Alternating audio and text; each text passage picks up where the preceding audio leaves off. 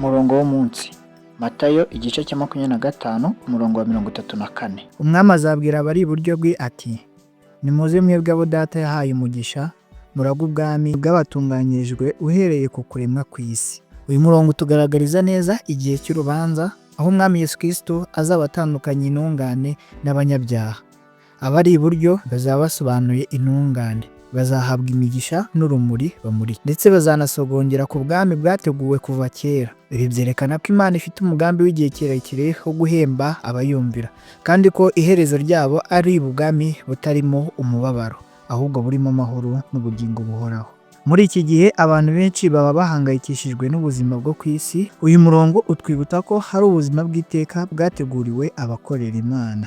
Ibi bitwigisha kandi gukomeza gukora ibyiza, kugira impuhwe, gutabara abababaye, kuko ibyo byose bigaragaza abari iburyo bw'umwami. Reka dusenge.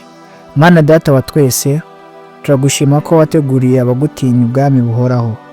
Dufashe kuba mu bagushimisha, kugira impuhwe, gukunda abandi no kukwitangira buri munsi, kugira ngo igihe cyawe nikigera tuzaboneke turi mu buryo bwawe. Tubisabye mu izina rya Yesu Kristo. Amen.